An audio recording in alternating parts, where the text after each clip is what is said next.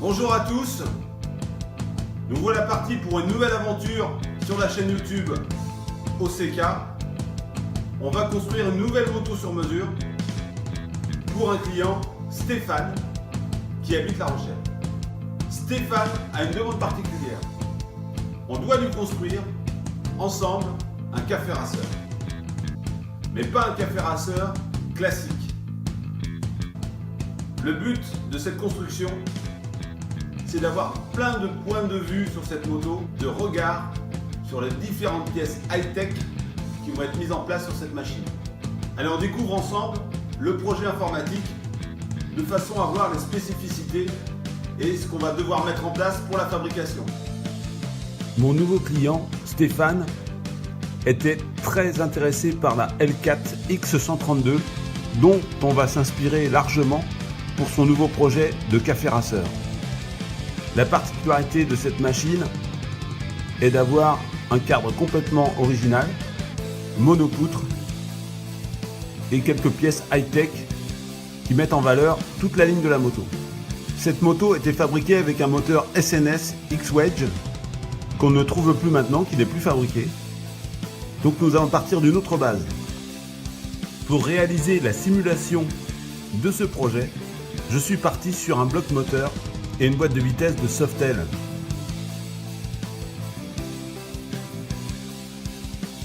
Et nous retrouvons les spécificités de la L4, la poutre mono au-dessus du cadre.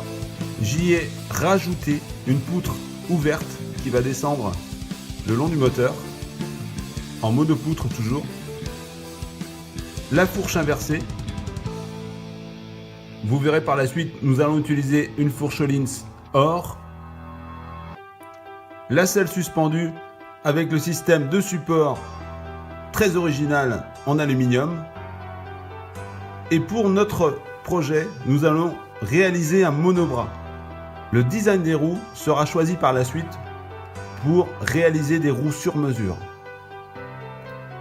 Pour le choix de la couleur, nous allons utiliser des teintes bleutées correspondant mieux au goût de Stéphane.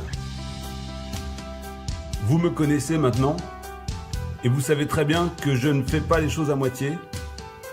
Alors pour mettre en valeur ce cadre et tout le travail que nous allons faire dessus, je vais pousser beaucoup plus loin la fabrication de cette moto. En effet, je vais laisser la monopoutre centrale apparente et je vais réaliser dedans des passages qui permettront en fait de voir le moteur fonctionner à travers la poutre, car nous allons utiliser des carters de cache-culbuteur transparents. À travers de trous ovales réalisés dans le cadre, nous pourrons voir directement le moteur fonctionner du poste de pilotage. La partie centrale sera, elle, réglée par rapport à la pipe d'admission que nous allons réaliser en verre. Stéphane étant un passionné de montres et d'horlogerie de luxe, nous allons lui incorporer un couple de montres et de chronomètres de la marque Hour qui seront installés dans un écrin en laiton poli. Le bouchon type aviation sera lui-même réalisé dans du laiton pour retrouver la même matière de chaque côté. Malgré tout, ce qui me gênait sur cette simulation, c'est que nous avions une moto un petit peu longue pour un café rasseur. Alors, pour pallier à ce problème, je ne vais pas utiliser une base de Softail, je vais utiliser tout simplement une base de 1584 Touring. L'avantage du Touring, c'est que l'écartement entre le moteur et la boîte est beaucoup plus réduit, ce qui va me permettre de réaliser une poutre centrale beaucoup plus courte et plus arrondie, de façon à ramener un petit peu l'arrière de la moto et donner moins cet effet de longueur sur l'arrière. Voilà, il est temps pour nous de chercher une Electra, un Rocking ou une Street Glide, enfin une base de Touring en 1584. Nous ferons une grosse préparation moteur derrière avec beaucoup de pièces SNS pour un résultat aux alentours de 140-150 chevaux. Finalement, pour le choix du Touring, nous avons opté pour un Street Glide de 2010. Maintenant, la prochaine opération consiste au démontage complet de la moto pour ne garder que le moteur et le berceau moteur. Allez, c'est parti!